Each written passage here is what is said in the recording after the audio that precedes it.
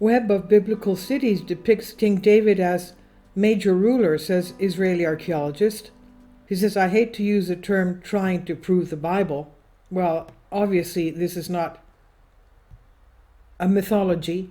According to Times of Israel, the network of fortified cities around Jerusalem has been dated to the time of King David, more than 200 years earlier than previously thought, offering support to the theory that King David, the second king of Israel, the first was King Saul, remember, King David ruled over a complex and large kingdom. The proof, however, was not freshly excavated from the earth, but rather came to light after an archaeologist spent years digging through old archaeological publications. In a new academic paper, Professor Joseph Garfinkel of the Institute of Archaeology at Hebrew University claims he's found evidence of urban settlement in organized cities dating back to around 1000 BC during the reign of King David. His article, published Monday in the Jerusalem Journal of Archaeology, a peer-reviewed publication of Hebrew University, supports the theory that King David ruled over a well-developed kingdom, complete with roads connecting between cities, and this runs counter to the belief of some scholars from the minimalistic school of thought, who had previously suggested that since there is scant evidence of cities during King David's reign, his position as a ruler of a great kingdom was, as written in the Bible, could be exaggerated. What is a kingdom? Countered Garfinkel. You need cities and roads and military power and economic power and writing. Garfinkel's paper, Early City Planning in the Kingdom of Judah, Kirbet Kayafa Beth Shemesh 4, Tel and Nazbeth, Kirbet El Dewara, and La Shishvi, explores evidence of King David's rule in 5 cities that were between half a day and a day's walk from Jerusalem. Yeah, they used to like walking from place to place. Usually they weren't more than, a day's walk. Now, if you did about 20 kilometers, 30 kilometers. Now, if you take all these sites, he said, they have the same urban concept. They're all sitting on the border of the kingdom and sitting where you have a main road leading to the kingdom, he said. These cities are not located in the middle of nowhere.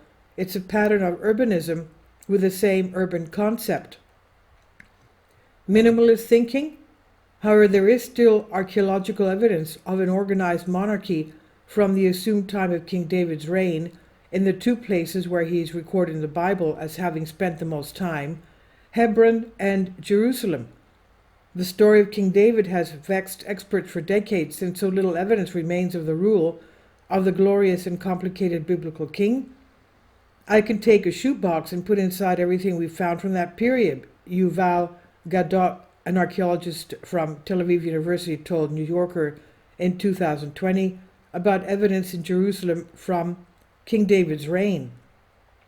In fact, the first evidence that the leader named David existed only appeared in 1993, when archaeologist Avram Biram discovered an inscription at Tel Dan in northern Israel that referred to the house of David.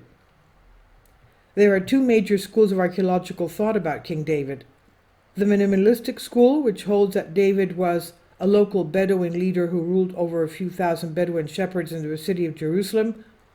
The other school of thought hews more closely to the Bible's depiction of King David as the ruler of a vast and complicated kingdom. Garfinkel's paper, which points to an urban network of fortified cities that was part of the kingdom of David, supports a reading closer to the Bible's depiction of David. Garfinkel said, I hate to use the term trying to prove the Bible, because I'm not trying to prove anything. There are biblical traditions, and we can see if these have historical memories or not. It doesn't mean that everything 100% is to historical memories. Sometimes there are mistakes, sometimes there's wishful thinking, sometimes there is ideology. Garfinkel cautioned against subscribing to extremes in either school of thought. He said some people think that everything from the Bible is useful, and some think nothing is useful, but that's not science, that's theology, he said. Other archaeologists disagree with Garfinkel's interpretation, even if they don't entirely accept the minimalistic approach. I think it's an oversimplification if he's flattening the details, said Professor Aaron Meyer of Bar Ilan University.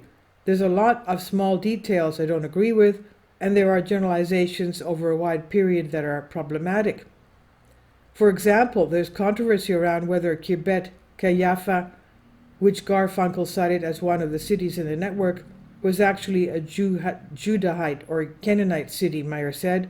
Once you start building a whole scenario of the size of the kingdom at various points, and they're based on not clearly proven suppositions, you're building a house of cards, he said.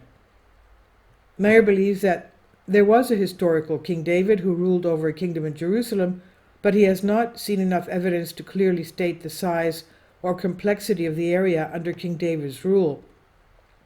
It's like when a fisherman tells you about the type of fish he caught, and with each story his arm gets wider and wider, said Meyer. Is it a sardine, a mackerel, or a blue whale? If you read the biblical text and take it literally, then it's a blue whale. I think that probably there was a small kingdom in Jerusalem, but we don't know the influence that this kingdom had. As archaeologists, we take the finds and we try to interpret them as best we can, he said. Sometimes interpretations can go a little too far, and I think we all do this. It's important to put out the ideas there, even if they're not accepted, but it's also important to clarify when things are rock solid and when they're interpretations. Previously, Garfunkel had raised some controversy by claiming he and others discovered the 3,000-year-old city of Ziklag, a place mentioned in the Bible as David's refuge when he fled Saul, which other archaeologists questioned. Garfunkel found that all 5 cities included in the study had roughly the same layout, with an outer wall, dwellings abutting the wall, and one side and facing the road, and on the other side. In 3 of the cities there was a casemat wall, which means that there are 2 parallel walls surrounding the city rather than a solid outer wall. The casemat walls were much quicker to build than solid walls, requiring fewer materials, and also providing a place for dwellings in the space between the walls. If the city was facing an attack from a certain side, its defenders could quickly fill in the space between the casemats and create a solid wall. Additionally, the number of Proto-Canaanite and Canaanite inscriptions were found in some of the sites, indicating an increased demand for communication.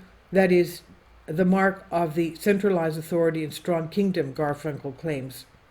And because of the sites were excavated independently and with varying levels of archaeological practice, Garfunkel's paper is the first to link these sites into an organized urban network around 1000 BC.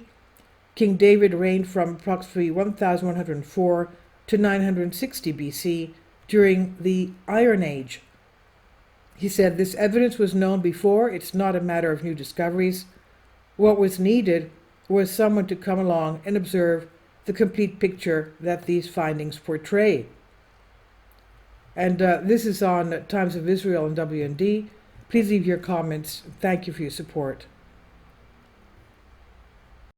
My Patreon account.